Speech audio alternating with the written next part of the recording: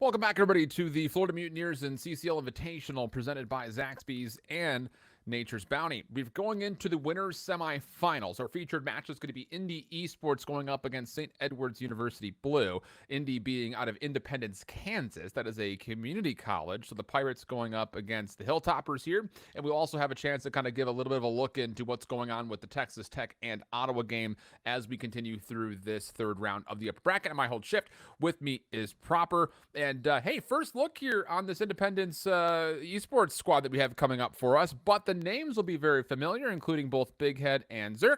Both players, very solid, had a little bit of success, at least through the challengers scene in some instances. Chance to get their go here at the CCL. Yeah, and they're joined with Alicio as well. Just when the initial conversation was going to be when it comes down to the CCL, especially from St. Edward's University, that we have Thresh from the Latin American Challengers region coming in. Alicia was right there as well. And that's what is awesome to be able to be fulfilled here for College COD, especially coming in towards the Vanguard season, is now we get to see what all these rosters look like with some big names. You and I were more than impressed with St. Edward's University and what they were able to show us in that CCL X ABC event that happened about a month and a half ago. And honestly speaking, in between Eons, Crook, and Ralk, we were thinking that we were just going to be talking about Thresh. And although they had the impact on the match, the supporting roster was all there. They're all inside that facility on that campus, and they've been grinding, keeping their nose to the grind. So Pally Boy did a good job putting this roster together and working some fine-tuning to be able to put a solid squad together. Speaking of fine-tuning, is just kind of looking over how SEU has gotten to this point, very comfortable versus OCU Esports in their opening round, but they did drop the control to Central Florida. Beyond that, round 11 was the search and destroy, so a couple of close calls there. On the opposite side, though, Indy Esports, they have absolutely dominated everyone that they've played so far, not even getting up 100 points in either of the two hard points they've played. They've also finished both search and destroys and both controls very comfortably. So as far as all intents and purposes go, hard to say what we can really expect from this Independence Esports team, but what they put together so far versus two really solid teams has been very convincing. So a really tall test here just simply due to the fact that St. Edward's, like you mentioned, did look really, really good during that last event that we had here for the CCL, kind of an off-season format. That's where a lot of the conversation had spurred about how certain teams aren't putting in the time and the energy, but the recency of this squad being put together was what really impressed us with how well they played as a group of four. A couple of things needed to get worked out. I imagine that since they've kind of had a chance to kind of now go to classes and, work a little bit more closely together, that those have been ironed out. So this should be a pretty good one overall. And then for that Texas Tech and Ottawa squad, that could be a very interesting one as well, because we saw Texas Tech. They came through Georgia Southern. Not as comfortable as you may have liked, but you still beat them 3-1, and then you took down Oklahoma State very comfortably. So that could be a very interesting one to keep our eyes on as well, to see if maybe there's an upset brewing there. Yeah, and Texas Tech were able to show a lot of versatility and cohesion as far as their teamwork is concerned, too. And that could honestly speak volumes when you are going to be going up against that Ottawa team. And they're going to be keeping a close eye on that one. And whenever we can hop into it, we will. But even still, our main focus here in between Indy Esports and SEU Blue is definitely going to be a banger of a match, because there's a lot of question marks around how prepared Indy are. Again, I can sit here and I can try to gas up as much as SEU Blue have been trying to play, but starting off on this Apocalypse hardpoint where it's typically run with 3 SMGs, a lot of that can be thrown out the window, and you could just start to lean on some players to really start to pop off and influence this map. Good start here, though, for the side of Indy Esports. 4 straight kills, only giving up 1 to Crook. And Alicio's in a great spot to watch this rotation. Runs out of ammunition, though. Has to go to the SMG. Sees a player challenging through maps. Cleanly won. One more player will actually still spawn in for SEU Blue. And with that win from Kruk, a couple more reinforcements will be proximal to try to reinforce. But the Pirates very good here in the opening exchange. And with that, not only do they have 22 seconds of time already scored, but they're working on more, and with those last couple eliminations, they have also flipped SEU Blue to start spawning out. And they're going to start recognizing this one player that's left alive over here inside of Rugs. That'll be Relk. They'll be dealt with in kind. P2, so far as the spawn is concerned, will be in possession for Indy. Nice little transition from Big Head off the Semtex. Finds the second onto Eons, and the setup will be here as well. Also had Zerk just all the way up, essentially a no man's land over inside of Chicken Coop. I mean, if they could go 1-1, that'd be big, but it's continuous pressure, just starting to find some eliminations through the middle of the map to thwart SEU Blue's numbers before they can work their way into the P2 break. Couple of opening trades here trying to keep SEU Blue from getting a full-on setup, but there is a player working around the back. That's Eons. He's able to find one, turns his attention, helps out with the second. One more to find his big head, and he tracks him down beautifully. More impressive plays coming out of Eons. That's going to be 3 in a row. It's his first 3 kills. Obviously a very tragic start for him, but able to at least get a break attempt going on for SEU Blue before this game got too out of hand. But that said, there is still some more remaining Indy members making their way around the back, so it's only 20 seconds to over 70 now for Indy Esports. And my goodness, the speed that they're rotating over to 3 is also very notable, as they've already made their way over through the trench side and an opportunity to play for some spawns on the left side of the map. The spawns are going to get recognized by Relk, especially confirming that they did have at least one spawn in for Rugs. That's where they're all going to be coming in from. So Indy Esports, they're going to have the closer go ahead of trying to reinforce this hill, especially when you still have Big Head and Alicio trying their best to find as many eliminations inside this hill as possible. Big Head just put their controller down. There's no way I'm trying to spin and break my stick for that elimination, says them probably, but they're quick off the respawn towards the middle of the map. They are zoning away. SUE Blue continuously. Ralph finds 2, but it's not enough follow-up after those eliminations come through to break this hill. Yeah, this has been very impressive so far for the Pirates. Marcus locking down Coop. Hit from SEU Blue from the front, looking to grow some legs and run, but Marcus on the flank. Oh, that last little support beam providing enough of a deterrence to find the final elimination. Maybe needed to get a single-handed break on the flank. So now SEU Blue, they soak up the scrap time, working around for the favorable spawns here for the Ruins hardpoint, of which Thresh is going to be the first one to kind of scout out the scene. Wants to make sure that the rest of the Hilltoppers do find a way to try to contest from multiple angles, though. And as Zurich once more continues to play forward, he not just finds one, he gets a second. Eon's pushed back by way of Semtex, and all of a sudden, Indy Esports bunkered up on the hard point have done very well. SEU Blue trying to hit from multiple angles. Alicio trying to lock things down, but Zurich still on a bit of a streak. 4 in a row for him. Marcus even turning for 1, looking for the final double. Cannot secure it versus Croc, but my goodness, the distraction from Zurich led to about 30 seconds of time for the Indy Esports squad. Yeah, from top to bottom, I mean, you can see some discrepancies already. Everybody just about the 8 to 9 kills. Eon just finds number 10, but over on Indy Esports, you saw Zurich go off inside of useless. 12 and 10 for them, 11 and 8 for Alicio. These are just 2 players that are doing their best to influence the map, and it is quite frankly working. When we're talking about the breaks to set up the hills, and then once those setups are there, SUE Blue rarely have an answer until, well, it's just down to scrap time. Now they're holding on towards that west side of the map, of which they find a 4 down. That'll force all of Indy to spawn in over by P2. Eon playing the middle of the map, has a good look at 1, goes in for the second, can't find it as well, but that's still work well done as SUE Blue are able to secure the opening 20 seconds of 5. Need to hold these spawns though as well. Relic is already being tested by Alicio. A little bit of an AR battle happening over in that direction, of which it's actually just been that. It's just a distraction. Big Head tries to slip around the back. Crook trying to respond to multiple angles at the same time, but oh, how at number 7, Big Head spawns right inside of Relk's left shoe. Able to find the kill out of essentially nowhere, and man, I'll say this much. For Indy Esports, you kept the anchor busy for long enough to work your way back in. SEU Blue trying to scrap together a play for the scrap. Time denied, and the Pirates will lock in the back 10 seconds and gain a little bit of space here on the scoreboard. Middle of the map is going to be the main focus here yet again. This is going to be a pretty big lead for Indy Esports going in towards the second. They're not really feeling the pressure that they don't have the immediate spawns because, well, that's how the entire map started. But Thresh is starting to heat things up. 13 and 11 for them through the middle of the map is going to buy some more space to reinforce the middle. 45 seconds, still ample time to be soaked up here on 1. But the same could be said on the opposite side for Indy to try to break this P2 spawn setup. But every time that they try to get past the middle of the map, they've been thwarted from different angles. So Zerk's now going to try to slip the net through the roof. Will be dealt with. So not a bad start towards the second set of hills. You just got to deal with one last lingering player. That's Big Head up here. That's going to go ahead and reveal themselves. So good stuff from SUE Blue so far. Very good to get back into the game. They have not allowed a single Pirate member to move over towards the right side of the map either. So to string together scrap time into initial, the second hard point, it's looking good for now. But there is still more to be done. Relk on 6, looking for number 7. He's able to lock it down. That's good enough for the artillery. Looking for maybe one more to challenge for the cruise missile, but Zurich with the SMG definitely outweighs that of the burst pistol. So 149 to now 128. SEU Blue controlling the initial time here on 2, and with that elimination to Big Head, ICC, they're going to have to make a play over through Temple side and up the jump ball, which Zurich just finds 2. Are you kidding?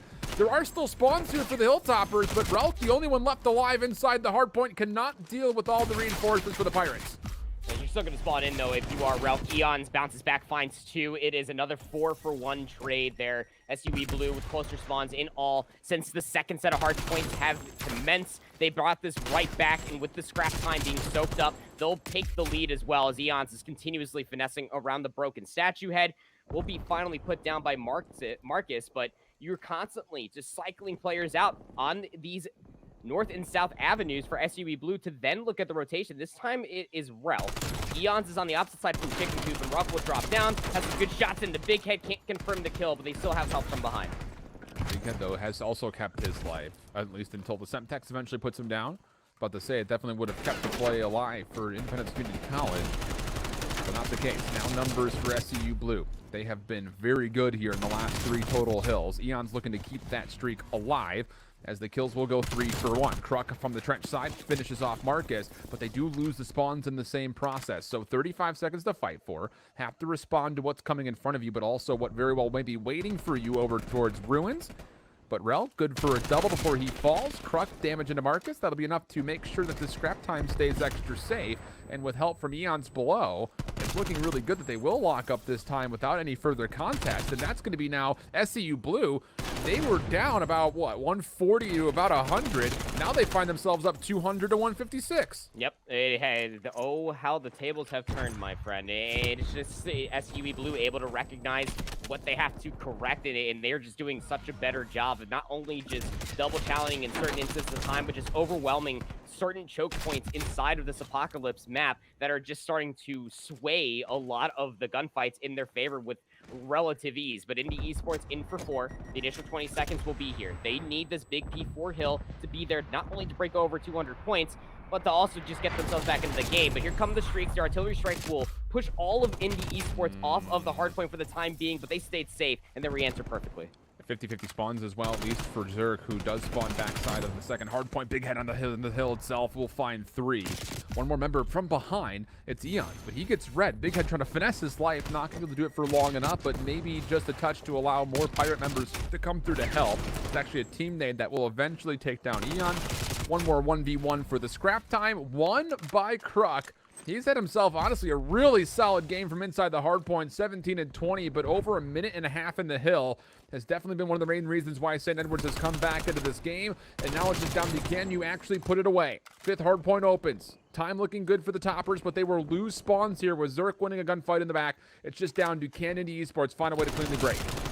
Got to try to break in through the backside because the entire front is being covered by the Hilltoppers, and one by one they try to enter. They start to fall. Maybe a play from the back staircase. Thresh lines up, at least only just finds the first. But Big Head there for the quick trade. You're still inserting yourself with your Kruk, just relentlessly throwing lives at this are the Hilltoppers, but Ruck walks away with the double. And now Zerk from the backside will be dealt with as well. Just 9 seconds are all that the Hilltoppers need to close out this map. Help is on the way. Marcus able to clean. 20 seconds on the clock. And honestly, depending on what happens in these next set of gunfights, things could turn around very quickly for the Pirates, but they do not win the set of fights in front of them, although Big Head comes on through, keeps this game alive. 2:44 is where the clock stops for SEU Blue, but they've gained a lot of space to zone the first hard point. A couple of gunfight wins could be all they need to put this game away. Hill will open. 2:47 on the clock. Big Head once again looking for heroic play. Finds 2, but Relk denies, and that will be all the Pirates have to offer. An incredible second rotation to Hills for SEU Blue. See them essentially soaking up nearly about 100 seconds straight, and that would be all that was required for them to come back in, secure the comeback, and the map 1 win. Just the second set of hard points. Once it all started, just no access at all for Indy Esports. Just completely denied by SUE Esports. And you know Coach Sterling is definitely happy about that, the turnaround for their entire roster. Because, I mean, the opening set for all of that from Indy Esports, it was just going way too fast. SUE Blue, they just could not get a firm control over their spawns. They just simply just could not put themselves in a situation to where they could have possibly just dealt with Zerk, whether it was on the flank or just lurking through the middle of the map, causing so much of a ruckus, which is why you saw Indy Esports always just being able to find free rotations. But once they finally got their boots on the ground, the Hilltoppers just did a great job of just being able to not only double challenge for some hills, for those breaks, for some very influential spawns, but then their holds were just absolutely sublime. Yeah, great stuff through and through from both sides. Heck of a start for the Pirates. Better bounce back for St. Edwards. Again, going on simultaneously is Texas Tech and Ottawa. Not sure what the status of that game currently is, but if we have the chance to jump into it, we will be doing so in between maps. So that's kind of where we'll be taking our broadcast coverage here while lower round 2 is going on. Again, this will be the final set of series in the upper bracket. You'll have Visions and McCormick to take us the rest of the way home with a couple of lower round matches before we finish off the day and then return for tomorrow to have a little bit more. And I'm telling you, this is a very stacked list of 16 teams that we've had so far, just based off of what they've done in the past for the CCL, or most importantly, what the immediate past has kind of provided. Some of these newer schools that we've seen kind of rise, at least in some of the power rankings, if you want to call it that. Nothing officially listed out, but I think if people were to start kind of getting a gauge on where some of the power is holding, you're looking at SEU, you're looking at Texas Tech now for sure, but also that FGCU squad's going to be very, very good this year, it looks like, and that Texas Tech team definitely has made a lot of improvements. So a lot to learn, a lot to take away, and at least for now, we were hoping for a good matchup between these two schools on hand, and we were provided at least a very good first map. Yeah, absolutely the case. And for, St. Edward's University, it's got to be one of those things that all this practice has now culminated to this one very moment to be able to see how you actually stack up in a tournament and competition versus what some of the best other colleges have to offer. Because you're right, this is a stacked 16-team bracket. As it typically stands, the competition will only get tougher and tougher. And even speaking to Thresh myself, of course, the one college they want to face first and foremost, I'm sure everybody else is on that list, is Ottawa. Yeah. And that's got to be high on their list to be able to prove that, hey, we got you guys at least on your heels the last time that we faced each other in the CCLX ABC event.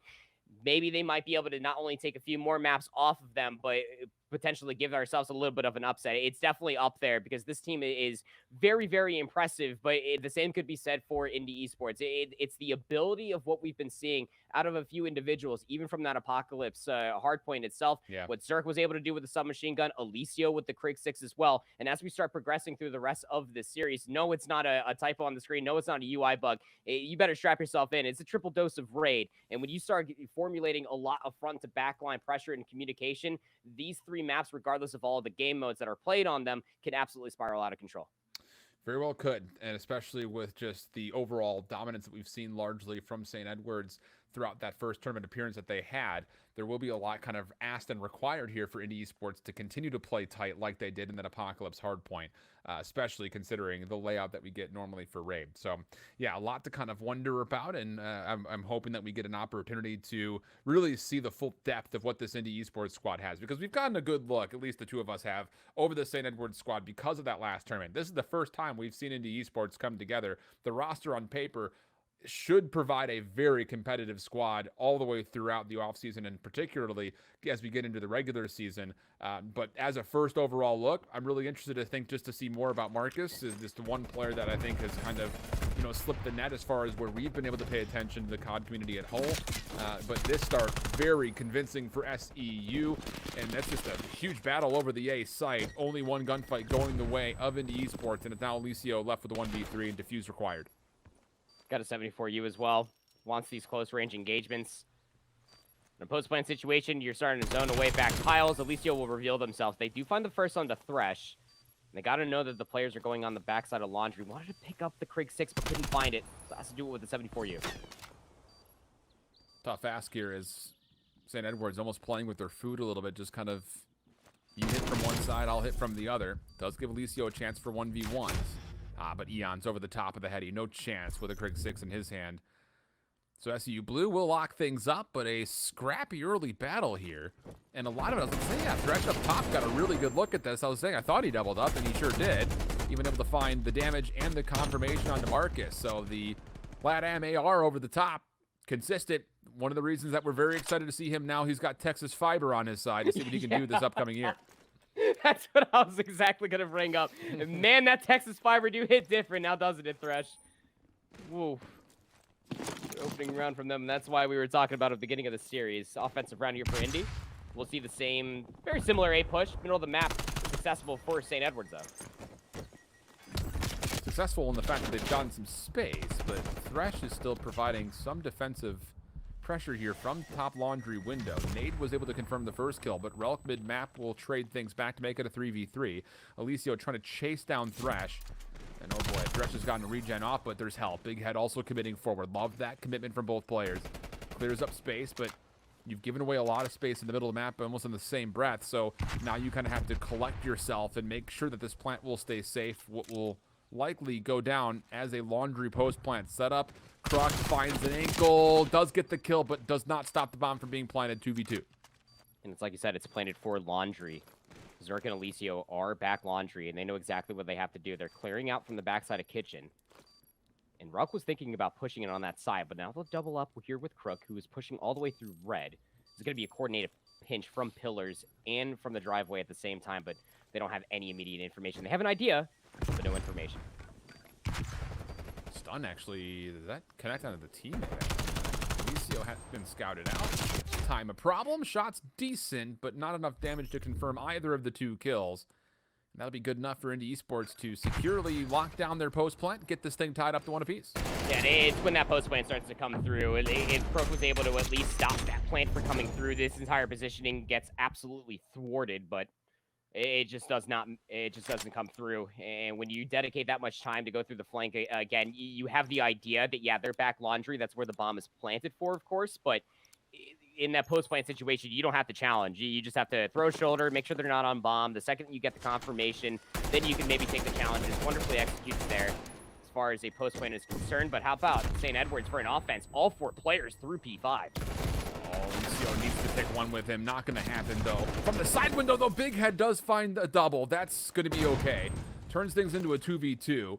It was a heck of a barnstorming effort, though, from SEU Blue to try to flip the script and get aggressive.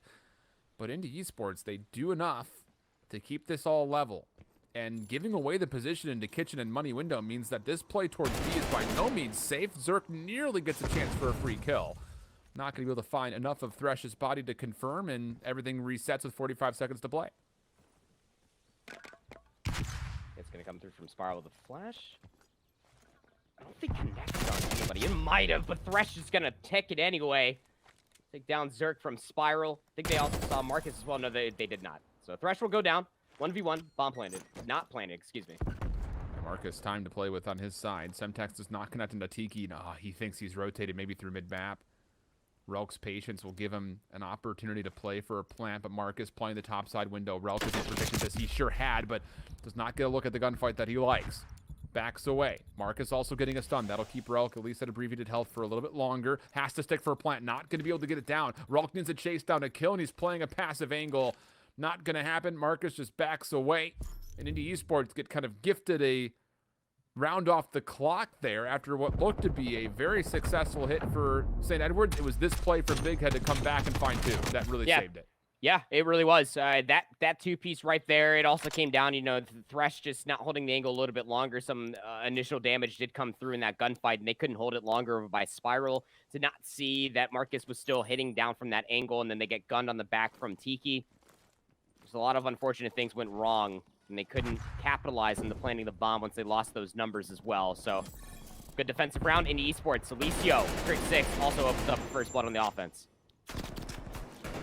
Pressure from Kruk mid-map, not going to be able to find anything outside of just the information that, yeah, indeed, Indy Esports has a number of members that are definitely sitting inside of Art. So now desperation's going to set in here for SEU Blue, trying to recover this round, and it may come by way of Relk on the flank. Thresh from the front, good for 1. If Relk's timing is good, he may be able to find a couple. There's the first. Does check over towards the exit. The bomb had been planted, but misses the small timing onto Alicio. Thresh trying to cut mid-map, but Big Head was waiting for him. And now Relk 1v2, cut up by the white van, not able to get through the first contestant. And Independence Community College now find themselves up 3-1. Yeah, there's that first blood. And just a nerdy angle. Being able to hold it, and then you try to push through to at least find the trade, but Alicio, and just the movement, and plus the lockdown shots had some help from behind as well. Just a little bit too thirsty for that trade was St. Edwards University, and it just doesn't come through. 2-round lead. We're going to round number 5 here for Indy. And quite honestly speaking. They're just doing a phenomenal job of just playing clinical search and destroy, playing for their trades, playing for these angles, waiting for the unforced errors to come through, and they're capitalizing on them. More aggression here from the Hilltoppers, but Alicio ready for it, finds one. Marcus gifted a second. And it just feels a bit strange because I was about to say, you really trying to activate Thresh to get up towards topside ring on the statue, but he never gets a chance. Woof. I'm not going to lie here. For SEU Blue, I mean, I see what you're trying to do, but running for running's sake is not great.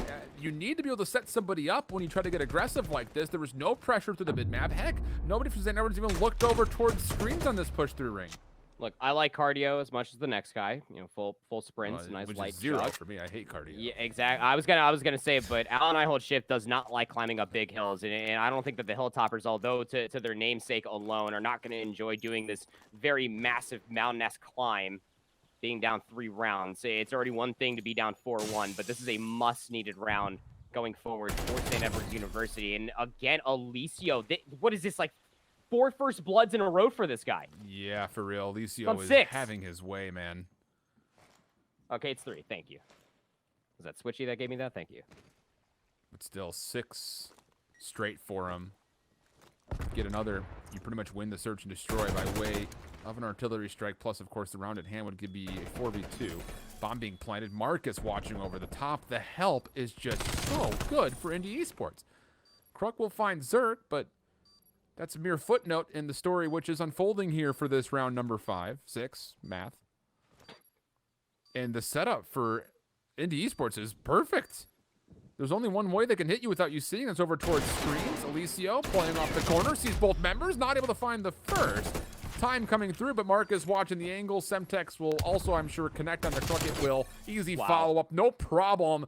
Indy Esports all over the search. Yeah, they are just overwhelming St. Edwards, and it's much like you said, that their post plan is just so strong. Actually, not even just in that one round. This has been a consistency for them. If they get the bomb down in a post plant situation, it's just undeniable.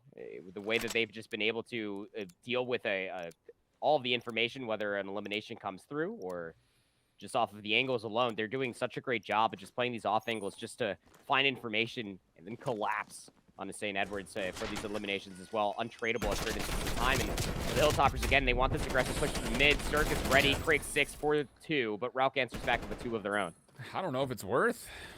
You have 2 ARs left. The bomb is down outside the wall from Zig as the SMGs for the Hilltoppers just dove forward. And this time, for really the first time, Indy Esports were ready to counter the play through mid with ARs of their own. So 2v2. But the bomb down makes things very difficult for the Hilltoppers. Absolutely, to be sure. Marcus on 4. Trophy system will deny the Semtex, but it's really neither here nor there, as I believe he did catch enough information to know that the Hilltoppers are indeed pushed through A. Yeah, and they're going to try to flip the map with that push through all the way at A, get kitchen control, but there's so many angles you got to be weary of here, so no challenge through the window. Got to check open staircase here as well. Big Head's also looking to make the play. Marcus will see through pillars as well. He's got to make Big Head's flank so much more potent. There's the first, the second found as well. Indy Esports on the search, undeniable 6-1. Correct me if I'm wrong, I very well may be misremembering, but I want to say that when we were watching over this SEU team playing up against Ottawa, they had similar problems in their search and destroy. My apologies here. My camera keeps overheating on me, which is very puzzling. But with that all said, again, you take a look at our featured matchup here, 250-207, 6-1. Back and forth, 1-1 map count. Like you mentioned, it's a triple dose here, a triple stack, if you want to call it, of raids. So we've got raid for the control, and then for sure raid for the hard point here, map number 4, at least for our featured match overall. And, well, I think with that, I believe we can just send things over to just a brief break. Give a little bit of love to our sponsors here very quickly, both Nature's Bounty and Zaxby's in partnership with the Florida Mutineers to bring this all on for you guys. And, yeah, we'll step away for just a brief moment, come back, it'll be raid control right after this. Great to hear from Thresh, and man, I don't know what's up with my camera. It's actually really bothering me right now.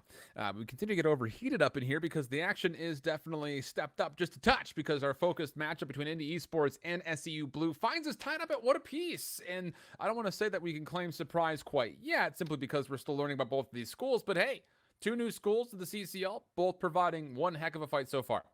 Yeah, absolutely. I mean, for this Indy Esports roster, something that, again, a brand spanking new college for us here in the CCL. And as far as a roster is concerned, some very familiar names, and we're seeing a lot come out from them. Again, Alicio with that Crick 6 on that Search and Destroy was so good. 3, maybe 4 first bloods all the way at the end was just so good at playing those dirty angles and shutting down a lot of the aggression that St. Edward's University were trying to find. But again, a lot of woes in between what we saw from St. Edward's University in Search and Destroys of previous past. We'll have to see if they can try to correct some of that now that we're back on a respawn game mode. Still on raid, but it's for control.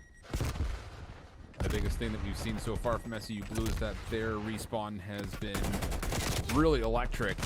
We saw it in the hard point on the comeback attempt. Their control has been also very complete, very comprehensive. So we're trying to make sure that this play towards A still can stay alive. They've got one more member to find. That was Eons, and he was trying to stretch his life for as long as possible. Only allows a chance for Relk to find one in response, but Truck, that was an over-the-top nade from downtown. Does find one. Eons following up, but it's Big Head through screens that wins the final gunfight. But with all that said and done, it's just one tick of progress confirmed for the Pirates. Alicio was just too far forward, trying to find a lot of space over towards B, trying to transition off of A. Failed attempt for a second tick over at A means that the Hilltoppers are able to reinsert themselves back through the middle of the map and start to get some map pressure as well. Just under a minute left in this offensive round for the Pirates, starting to find some eliminations outside of red. Now they're going to put their toes over towards this A zone, trying to read where the hit's coming from on both fronts, and they're starting to deal with it pretty well. And they truly are. I mean, Thresh, again, a big part of the early conversation. 3 in a row for him now. Relk on 4 straight. Marcus looking to double up. He finds the kills. With that clearance, that should be a go call to get onto the A site and finish this off. But Marcus, thinking 2 steps ahead, wants to make sure that if there is to be an easy rotation over to B, it would be most likely by way of his AR. Just over the middle of the map. No further contests from SEU Blue, but they've got control of kitchen. They've got control of bedroom. Exactly where you want to be defensively for the next minute and a half. Just comes down to will there be an actual attempt to break loose. Marcus has seen Relk close by. Nade will tag. Double stack coming through. Relk for 1, but not a second. And SEU, they have lost kitchen, but they still very, very convincingly control bedroom. Yeah, bedroom plus AC as well. You can see Crook on the minimap is all the way inside of the attacker's spawn. Won't be able to find anything. Misses the timing as they've all slipped the net through Zig. A lot of middle of the map presence. Relk again will reprise their role through the money window. Is able to find Marcus as well, and Eons doubles up inside the kitchen. So although slipping the net, passing the LOS of Crook, all of this amounts to absolutely nothing. Again, 48 seconds left. It is 15v8. You just got to be able to play for kills, and well, Thresh, this is their bedroom. They do not want to leave. Looking good here from SEU. And this is what you would come to expect, I think, just largely off of what we saw from them in the previous tournament. What we're seeing more of here. Still an opportunity, though, to try to get 1 push, 1 stack. Very well could still amount to maybe success to capture the C zone. It would be incredible if they were able to do it, especially considering that Eons is also on the flank. No one's reading this whatsoever. So he's going to have a free angle on a couple of different members. There's one. Saw the second through the open stairs. He'll get gifted a chance at that gunfight. Wins it. Steps away from Marcus, who's trying to track him down. And help will be there by way of Thresh. So you would think that's kind of an inconsequential kill regardless. But still, 3 in a row for Eons. Wants more than that. Gets credit for the assist. And SE Blue clean up the back half of that first round very nicely. We'll at least walk away with those 3 progress. Definitely take note of that if it ends up going defense for defense. Who inevitably, if you get to round 5, we mostly look at take progression first, and then we'll start looking at KDs if it's all tied up. But that's why I'm really bad at math. I write it all down in my little dandy notebook, so that way I can sound super smart if it comes down to a shift. There's my trade secret. But I still really like coming out from St. Edwards, right? I mean, like once they already read that, hey, A is going over towards Indy. We just need to set up a very strong defense, and that defensive hold never got upset for quite some time, regardless of Indy getting through the middle of the map inside a kitchen. It was the hold from Thresh inside of the bedroom window that is your win condition to hold that B zone continuously. Here we go. Offense for SEU. Kruk is the only one on the zone right now, and I believe Indy, they're going to recognize this. I mean, this is not moving very quickly, so they'll do their diligence, throw their nades, get the easy kill, and with also the win simultaneously mid-map, no chance for SEU Blue to kind of punish the delayed peak from Indy Esports. So clean defense to start. Only 1 death given away so far for the Pirates. And this is going to provide a very difficult decision for the Hilltoppers, who not only have to fight their way back through Art, but there is a player on the flank. That's Alicio. He opens up space to kind of continue to put pressure on Garage, and the Hilltoppers are absolutely spawn trapped. Oh, yeah, and they're just going to stay trapped here for a little while longer unless they can deal with Alicio. Smart call, sees at least 2 players, so throw a couple shots. Actually, on this timing, there's actually a player that slipped the net. That was Crook all the way inside of Towels. Big Head picks it up through open staircase, and Alicio is able to get out with their life until Thresh finds 2 with a Semtex, and now you can start pushing through the pool side. But you still have to deal with Zerk over by that head glitch outside that rock, and, well, they'll be dissuaded for the time being. 20 seconds remaining. Now, what a disciplined round this has been for Indy Esports. They've only given away 5 lives. No ticks of progress, and it's been a very controlled round pretty much from start to finish.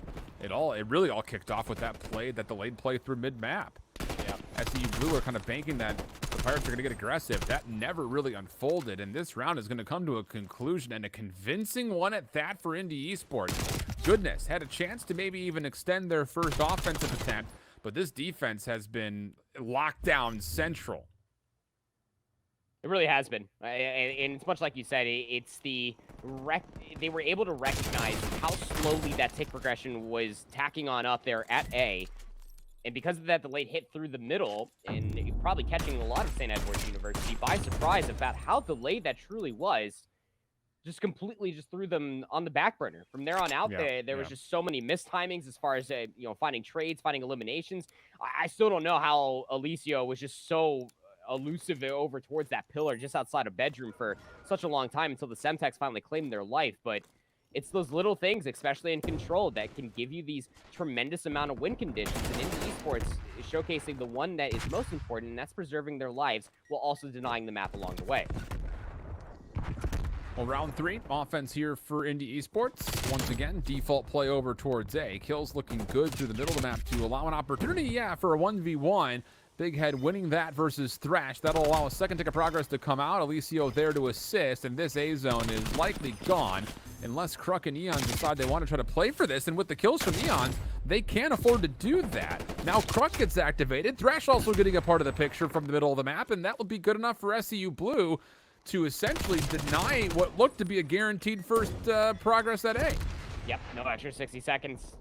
Not this time around, not that early for Indy Esports. So they're trying to resurface themselves to the middle of the map. Relk will read that from pillars. Now, you still have this very strong A hold, and look where Thresh has put themselves at, all the way inside of AC, because they have the understanding that Indy could try to cycle back and try to assault B. And this is a lot of blind trust. The 3 players over at A are able to deal with all of Indy Esports in spades. They go ahead and find some trades, but it's just Zerk, the farthest player pushed up. They won't be able to find much of anything. Man, this has been really good from SEU Blue, displaying the bend but do not break mentality. Kruk being a major factor of it. 4 in a row for him now as he tries to get forward. Oh, looking for the shot punch. Good help coming through. Eon's able to save a life right there. So Kruk can keep the streak alive. 1 contestant just inside the second floor of Art, which Kruk will now read. Goes up top. Eon's again there for the save, and Kruk finds himself now 5 in a row. This round will be a defensive favored conclusion. If this comes down to will there be anything extra to play with, and Kruk 1 kill away from adding a resource to the pocket, takes the gunfight bottom red, but not able to win it. The regen was not quite there. Zerk with some help will likely be able to get 60 seconds on the clock, but the life lead is just so steep for SEU Blue.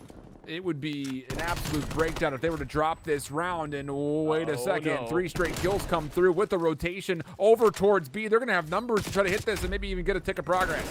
Yeah, these players inside of basketball court got to go big. You already got Zerk there inside a money window. They can try to really sink their teeth in here if they can find this kill. That's a big, massive set of kills coming through for Indy Esports. Now they got presence at B. The clock will be stalled out at 45 seconds. It is now 8v5. Only 1 more respawn remaining for Indy Esports, but they can convert this if they can find 2 more kills. How big is Kruk? Another double for him before he falls. Make sure that kitchen position does stay vacant. Alicio looking to lock down the second tick of progress, finds the kill, sneaks away. Thresh in the same breath also took his own life. So now Big Head is a part of this. That's the second tick of progress down. Kruk once again the hero, able to find another elimination. It'll give 1 more chance, but you gotta go. You have to dive and touch. Here comes the play forward. Route denied, and oh my goodness, start throwing out the B word, because Indy Esports just absolutely broke down SCU, exiting from A and going to B.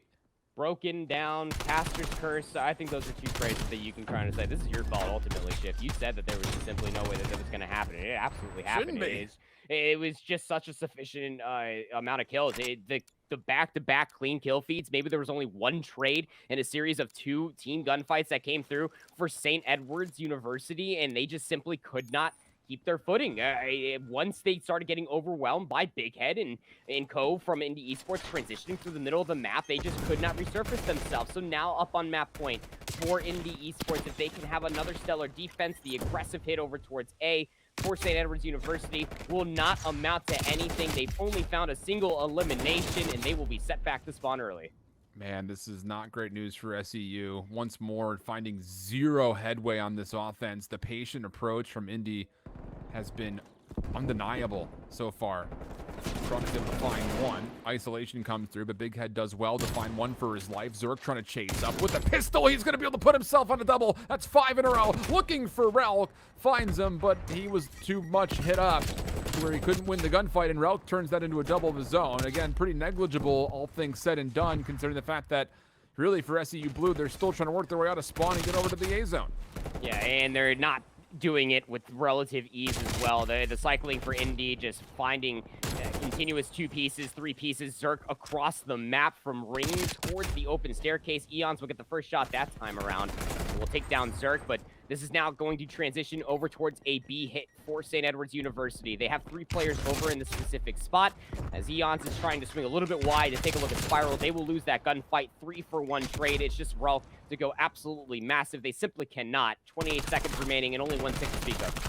Yeah, Kruk loved the fact that he's still trying to play with his aggressive mindset, and why not? He's been so good for this team in a couple of the clutch moments, including right here. Forces a team kill, plus also deals with the Predator in the mix. Alicio falls. Kruk looking for more. Turns around. Kruk for 3. Still has more to deal with. 16 seconds on the clock. Finds one more topside ledge by the money window, but not able to finish the kill there. Eon's caught on the G sliding reload. That'll be enough to clear off the pressure at B, but with the spawns being at driveway, SEU Blue will extend this another 60 seconds here in round number 4. 9 playing up against 9, and trade still coming through, keeping this at a level life count. And keep in mind, Indy Esports, since the beginning of this round, have had about a 4, maybe 5. They've had a life lead regardless. SUE Blue have done a great job of diminishing that while also being able to pester both of these zones and then inevitably getting the A zone. So now they're hitting through Kitchen, where Eons is able to double on down. There was some help from behind, but now Money Window is in possession. 1 respawn remaining for Indy Esports. Tough situation coming forward. You got to play patiently here if you're SEU Blue. Defensively, spawns will still be at basketball, so all the last 4 members of the Pirates will be on the zone. Relk guesses left. His opponent was right. So now you wait for that respawn. You go 4v4. 24 seconds on the clock. Zerk turns it into a 4v3 for the defense. Damage from Thresh, not enough to find the kill. Semtex very well may secure the job. No, not the case. But Kruk on the way forward, able to find one. Now help from Thresh. Damage is good. Big Head playing around the outside. Gonna get overwhelmed, and Thresh able to clean up the final 1v1. It was Kruk who moved in first. Thresh to be the nail. And that will send us to a round 5, in which defensively you have to feel like this should still be favored to ICC. Yep, absolutely will be. St. Edward's University didn't find a single takeoff there for opening offense, so it was a full hold. So ICC will definitely be on the defender side going in towards round number 5. This is going to be a tough one, too. I mean, maybe try to build off of some of that momentum again. Through the opening breakoff, it was so convincing for ICC into Esports. They only lost a single life. But St. Edward's University, you go back to just respecting the clock and just knowing that, hey, we have to overwhelm them with numbers if we take this. Did a great job of diminishing the numbers. Now looking for a strong A hit yet again, going 2 for 2 so far. Crook, the last alive, has been Mr. 2-piece all raid control long and has had great help from Eon's middle of the map. Even more so here as he deals with Marcus on the back. Rock turns his attention. Eons for 3. He can get it done with the sub. He can get it done with the AR. And wouldn't you know it, he's got both to play with, depending on what tool is best for the job. Second tick of progress is all but a guarantee. And in fact, beyond that, you could just go ahead and chalk up the A zone. Indy not interested whatsoever in contesting as Eons continues to run amok through the middle of the map. He will be cut down after getting 4 in a row. but this is going to be 2 minutes and 20 seconds worth of time to play with here for SEU Blue, who also carry a 3-life lead. 2 minutes of play is more than enough time to try to convert over towards the B zone, but you got to do it with 1 kill at a time, 1 pressure point, 1 power position at a time if you are St. Edwards. They have top bedroom. They would have loved to push all the way through jungle, but there were just too many defensive players over there. So Ralph, Eons, going to shift their focus over inside of kitchen, and well, the bait was there, but the switch surely not, as Marcus doubles on down and keeps that in possession for the defense. A lot of time getting to kill off the clock here if Alicio can just keep his life underneath bedroom. That Semtex is also going to find information on the Thresh. So Alicio will know there is still a contest to come through. Kruk, my goodness. Heck of a gunfight win for him as he approaches the 30-kill mark, which is still short of where Big Head and Zerk are. But it's been keeping the Hilltoppers alive time and time again. Minute 25 on the clock, still a marginal life lead for SEU Blue, but they have made 0 headway onto the B zone itself. Again, we talked about this a few series ago, you and I did, Alan, that once you end up getting at least one of the zones, you have to resurface and get middle of the map.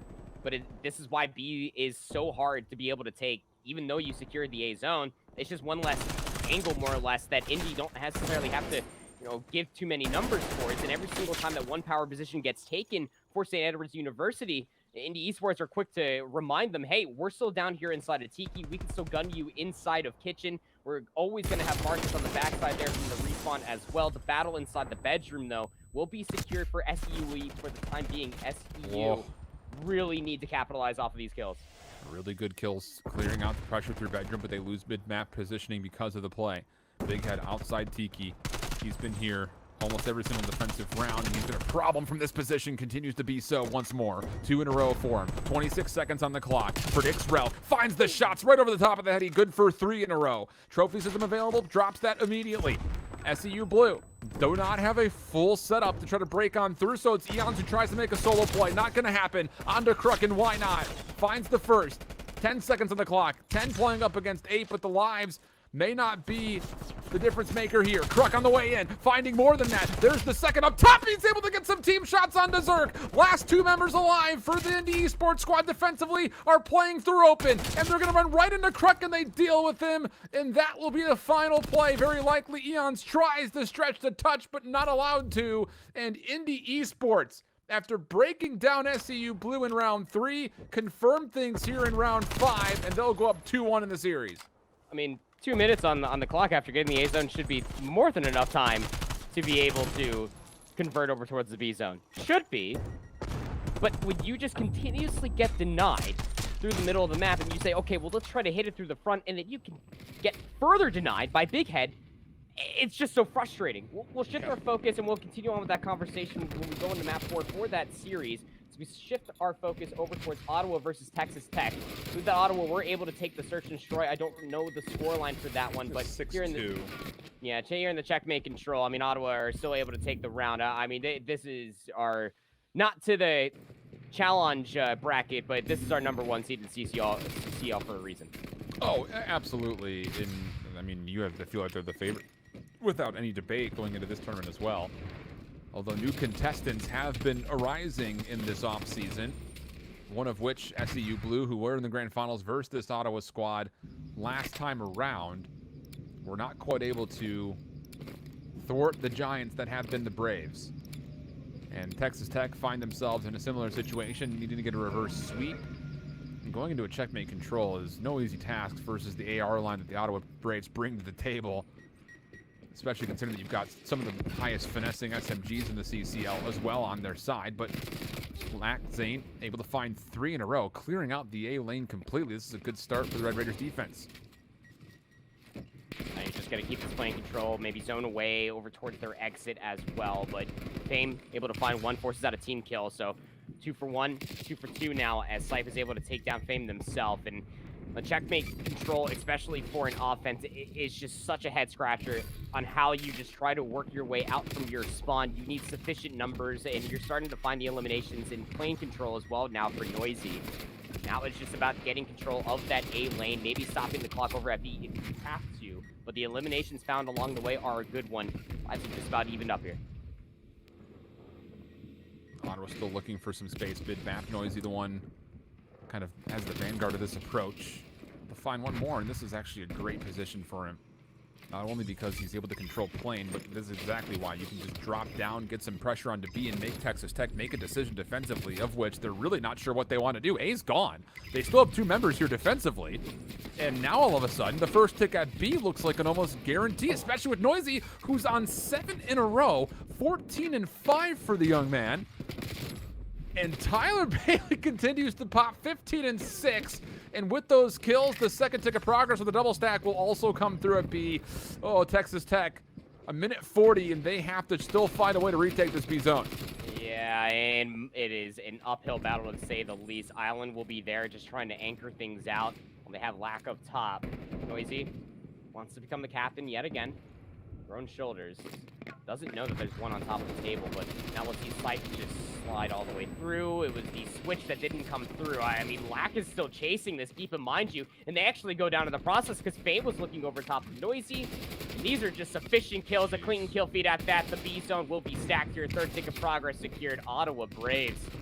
I mean, off the back end of a very unfortunate error out from Texas Tech, there was just no reason to throw that many more lives towards the A zone when it was already just more than guaranteed that Ottawa were going to secure it so that we could look towards the middle of the map in the plane for where Noisy started to do this. Yeah, I don't want to say growing pains, right? Because we're at day 364 of 365 of Cold War, really. But it's one of those things that as you're stepping away from constant rehearsal and repetitions on modes like Control, and especially on maps like Checkmate, where you see that kind of second or third level that you need to be considered a solid Control team kind of fade away. You forget about the little things. You kind of get lost in the sauce of trying to play for kills, especially with Sipe only at 3 and 12. You have to feel like he's just trying to find a gunfight that's favorable for him. But regardless of, you know, what you see in front of you, you have to be looking 2 steps ahead. And honestly put it, it's just those decisions are ones that will come back and bite you in the butt, and they absolutely have already. Noisy 18-6, 3 in a row, more control over the plane this time defensively, changing up the angle, sliding away. It's so hard to track down Noisy. There's no such thing as an easy kill versus the guy, you feel like.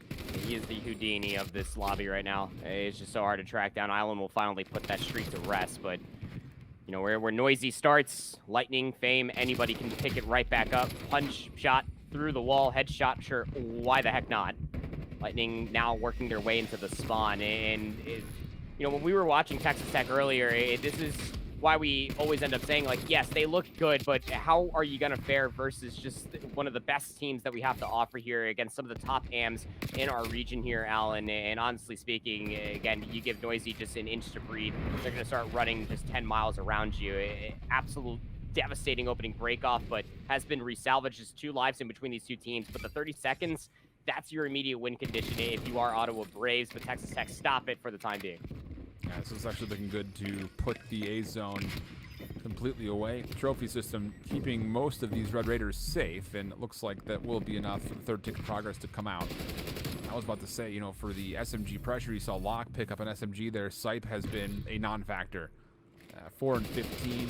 Granted, all 4 of his plays have been around the objective, but it's just not good enough. And now Locke coming back in with a 74U. That's the big difference maker. Look at what Noisy's doing. He is single-handedly outplaying both SMGs for Texas Tech just by himself. It's just, you can't allow it to happen. Lightning, like you mentioned, can pick things up right where Noisy is left off. Good for the pistol for a double.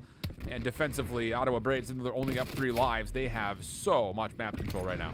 Yeah, and it's just about that slow sleeper hold on Texas Tech. Just always keeping them bottlenecked inside these very tight choke areas. And although they start to get a little bit of resemblance of plane control, Fame actually gets away with their life. Noisy re-enters themselves off screen. I just saw their nameplate just like bounce just wildly like a jackrabbit, and they were able to walk away with that kill. So immediate plane control has been secured. Fame will have this angle. So I almost thought he was going to walk away with a second. So good trade out from Island, but Noisy streaks are going to start getting called in. Here is the cruise missile. Should find at least 1. No, it won't so far. Any bending to find a second. Tags whatsoever, Alan, but information might not even be necessary. 22 seconds remaining. Still doable here, though, for Texas Tech. 5 playing up against 8. The problem is you have to be the initiators. You have to proactively be playing on and around the zone, which is starting to unfold here. Block the guy on. Noisy trying to change up the angle, play an off angle from behind, try to open up a flank, but Sipe denies.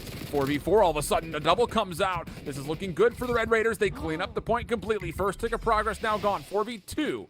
Second tick of progress on the way. They're 4-man stacking in this.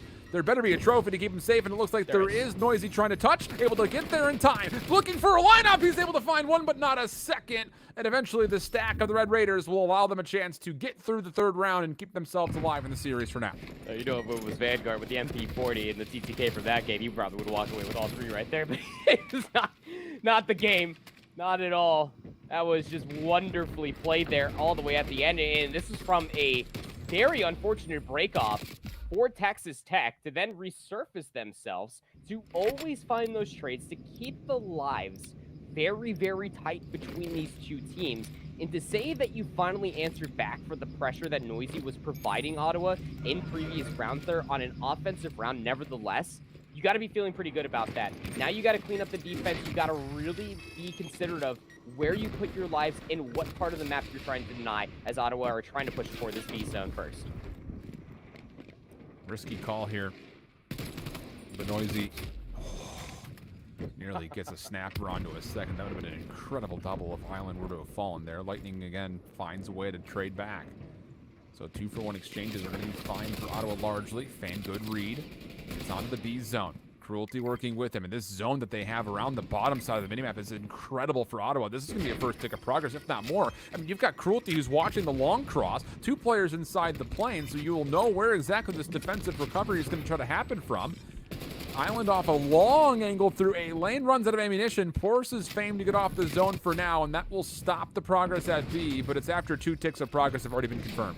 Yeah, so where do these respawns start to go? You can see we're 5 and 6, Noisy and Fame. They're starting to work around this tower. They want plane control first and foremost. Noisy is able to claim not only one, but also find Zane on the cross as well. They will be traded out, but you still have Cruelty that is stopping that clock over at A, and the respawns will come closer towards that zone right now, and it's a double-edged sword. Now you end up having Lightning soaking up progress over towards B. Third tick of progress might be concerned, and well, you also have the stack over towards A. They deal with at least one over towards B, but extra 6 seconds on the board with a 6-life lead.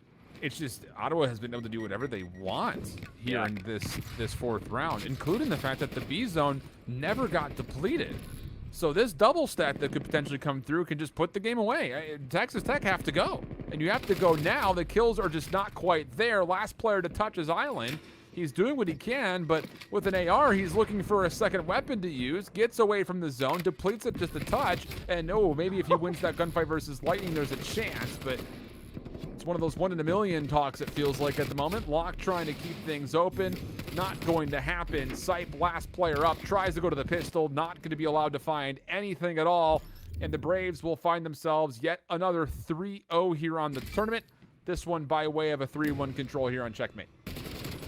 Absolutely insane. This is, again, why we just always talk about Ottawa and both of their gold and black rosters. They are some of the top amateurs within this North America region, and well, now they're going to college, getting a degree while they're at it as well. Back towards our main focus here, Indy Esports versus St. Edward's University. The Hilltoppers, they were able to win out the opening hardpoint of Apocalypse 250 to 207. Here on Raid, though, definitely a whole lot closer between these two teams. Just about 20 seconds separate these two in the second set here on P2.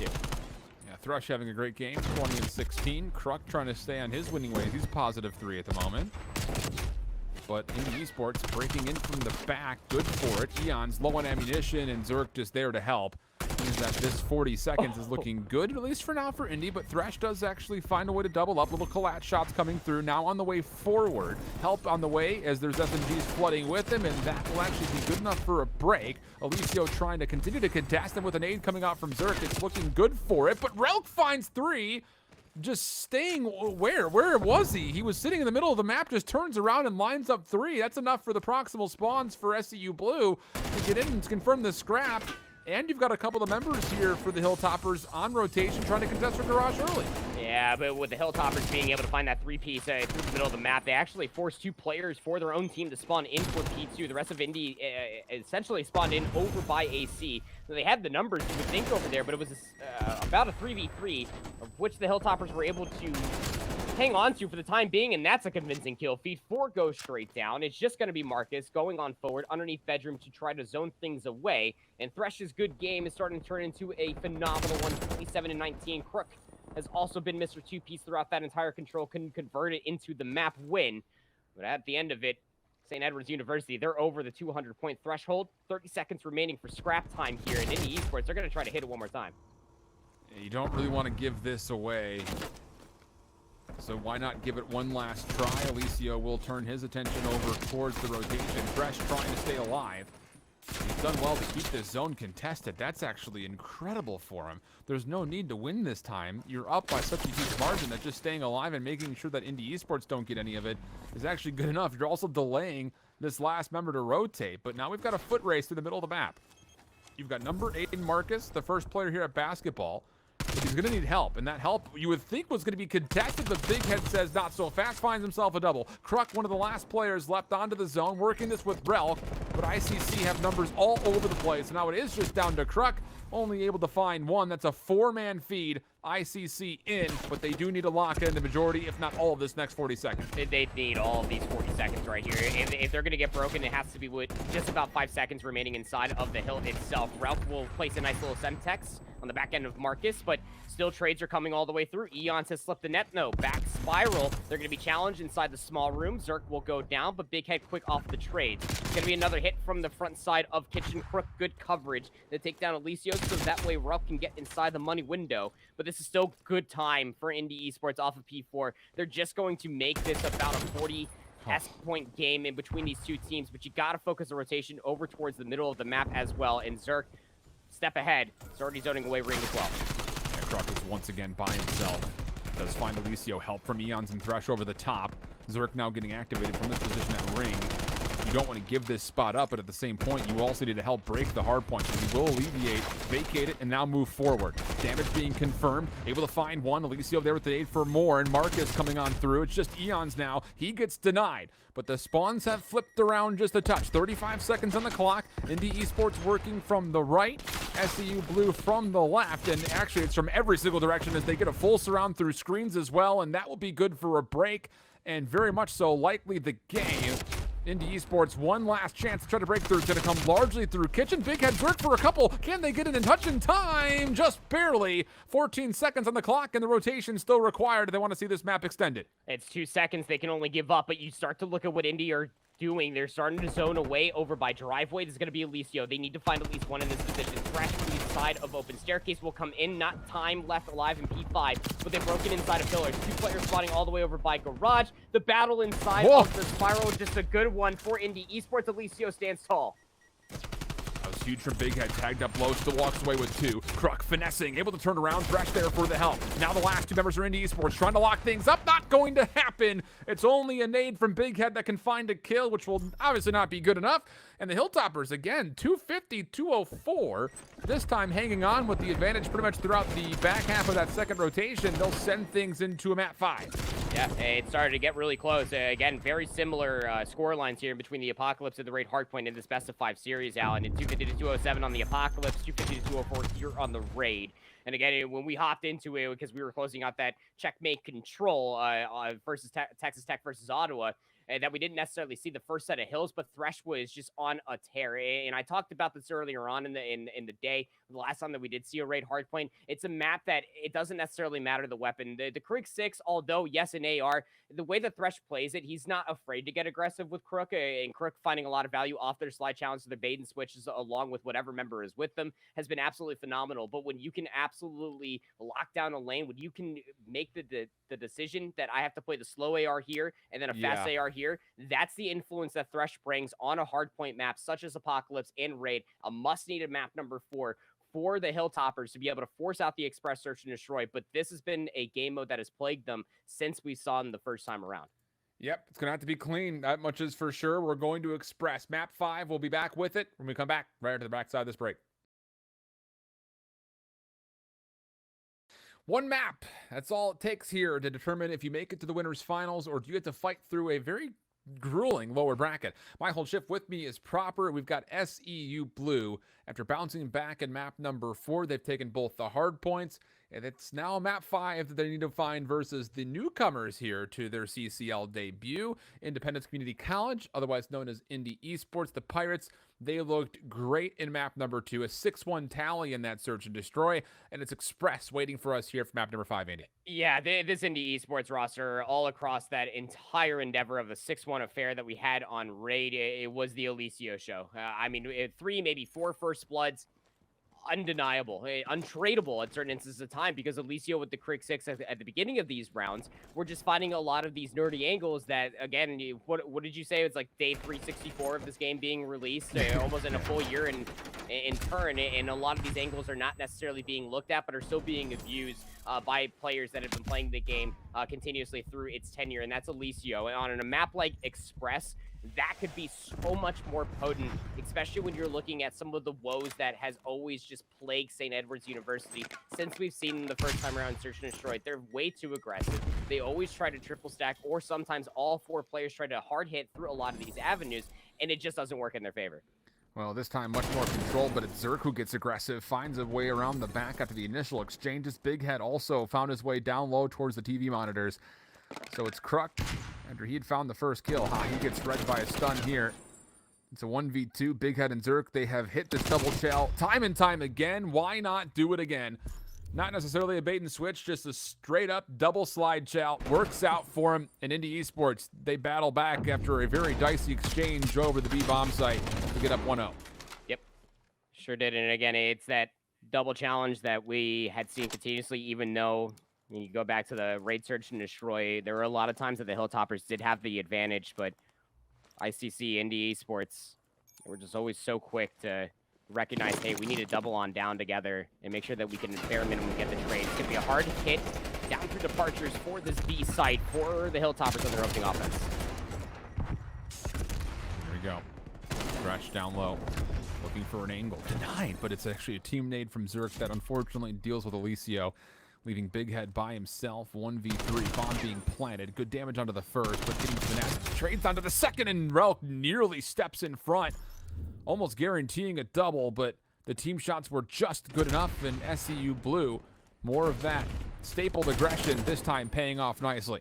Yeah, it really did. Just all off the back end, funding the first, and then just zoning away all of tickets as well. And that once this one little play ended up coming through the confirmation, any damage at all, Ruck was so weak from that. I didn't realize that when that challenge was coming through.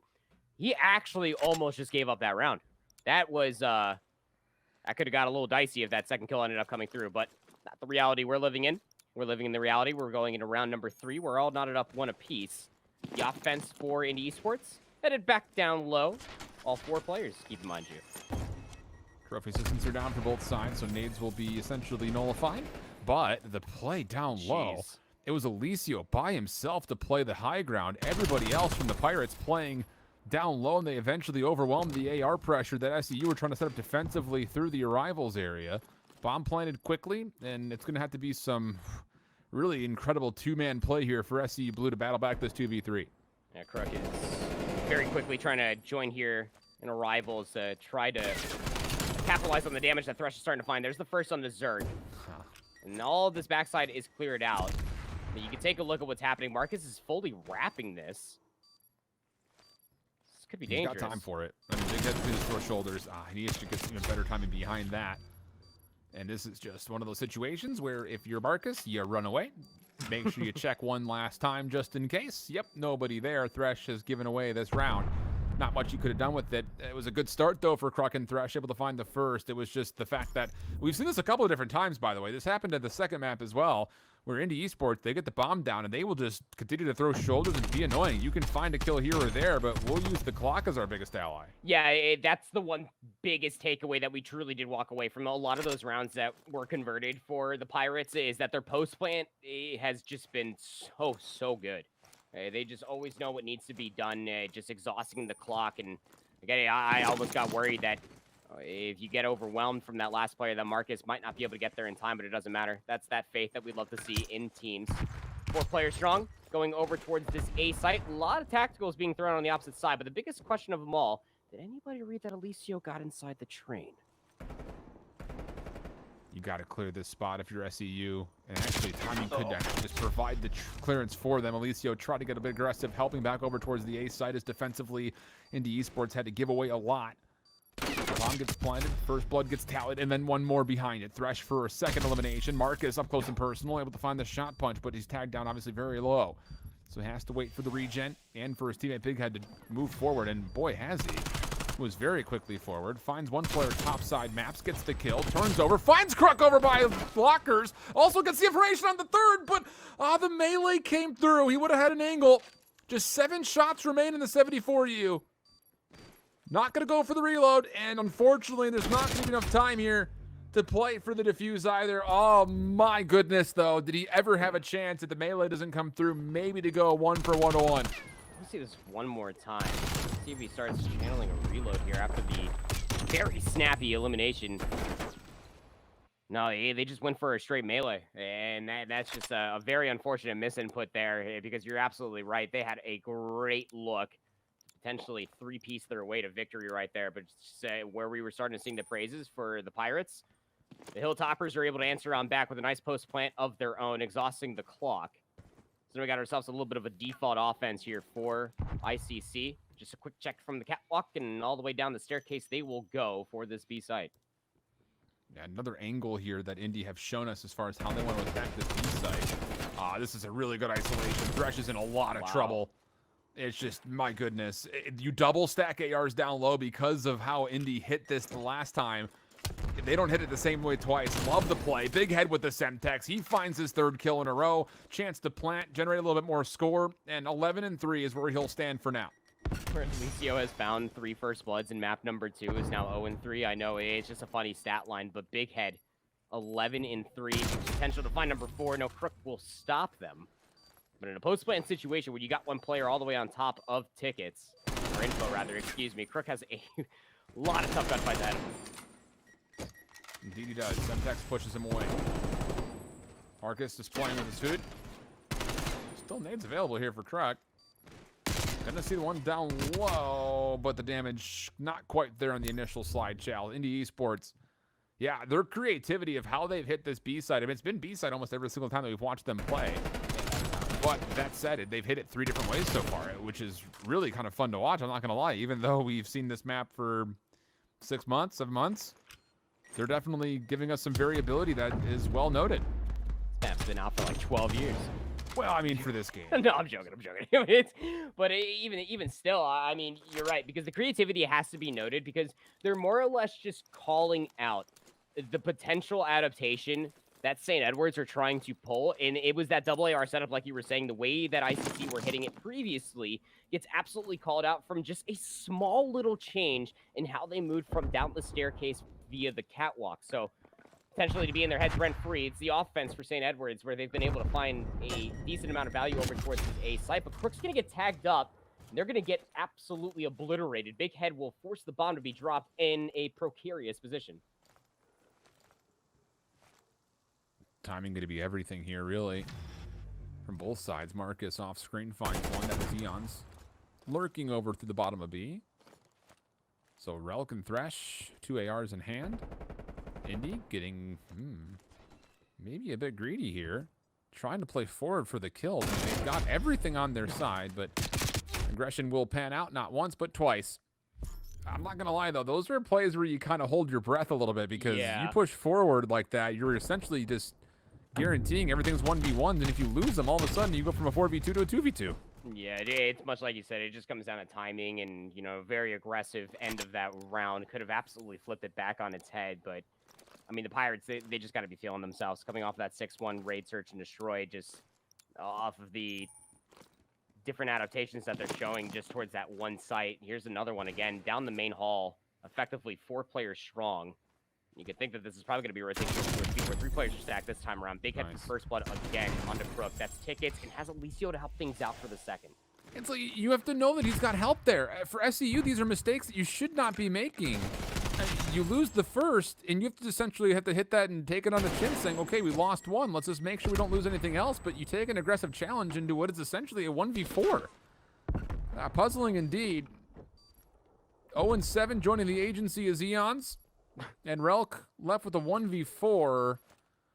If he doesn't win this, it would be a 2-5 tally. So I hate to ever say that a 1v4 is necessary, but if there were to ever be a time to find it, this would be a great time for it. Not going to happen, though, and these are just really sloppy challenges for SEU Blue off the get-go. Yeah, they really are. I mean, their setups are good, but, you know, as far as the challenges are concerned, they're just simply not finding it. Here? Yeah, I have no idea. I mean, like, Thresh needed to at least try to aid the initial push, whatever information was found. I know that you initially only found Big Head, but then once you confirmed that Alicio was at least there, Thresh needed to at least push up for a trade at the very least, if not. Oh, no, I'm saying he needs to get out of there. Yeah, there's no reason to sit on the open. Well, I like was that. saying once the second starts going up, maybe you could try to reinforce and at least preserve one more life. But if you're just going to be down there, now you need to get back into departures and just play the long angle, wait for the retake. Give your other teammate a chance. I mean, really, we didn't see it on the play of the game, but it was the initial engagement with Crook and Eons that were the sloppiest of the three that we saw. Right. Regardless of that, it's off season, but this is also map 5. Crook going in for an early plant, and there's time to do this, and also set up a post plant the way that you'd like to, because Indy Esports are trying to overwhelm around the back and hit this from multiple angles, but you can see all these individual members are just that, on their lonesome, so there will be no chance for trades. Crook good to find one on the flank. Now the rest of the pressure has to come from the front. Trades are fine. 3v2 we go. Oh, Big Head's trying to chase this elimination on the Eons. Just barely see the boot leave the window. And Big Head's going to find him as well. It's just up to Crook.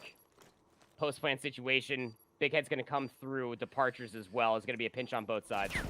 Has to take this first gunfight cleanly. Not going to be able to. And then hopping the defuses Marcus.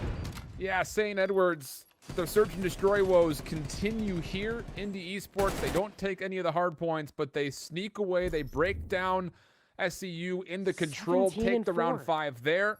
And both of the search and destroys, very convincing from the Pirates as they make their way in to the winners finals, where tomorrow they will be playing up against Ottawa. Don't love that. And I really need to figure out this camera because it keeps overheating on me, and I'm not happy about it. Big Head, it just got so many eliminations. The first blood from he's not bad. You know, he's not bad. He's not bad at all, Alan. And the one thing that we definitely talked about from back-to-back search and destroys, it was Alicio back on the raid search and destroy with an AR, finding a lot of value with those first bloods. This time around, it was Big Head with a 74U, just completely disrespecting and denying so much of the middle of the map, finding themselves very tough gunfights, but walking away with them with relative ease. And, you know, from there on out, if he's not going to get traded on all the way through, then you're essentially just going to have to respect the enemy team and just play for retake continuously. Because as far as holding lives are concerned, after round number 3 or maybe 4, it was just all the ICC show. The Pirates just absolutely came in, they claimed that booty, and they ran away with it, man. Do love a good pirate joke. So with that, like we already mentioned, we have our winners final setup. That will be going on tomorrow. We still have matches to go through this evening, and you don't want to miss any of these because all 16 of these squads that we had here this evening, very well talented and a lot of expectations, I think, for the vast majority of them. Going through who's already been eliminated, though, South Florida losing to Florida Gulf Coast have been eliminated in lower round 1. Same can be said about OCU, Oklahoma City. And this is the interesting one.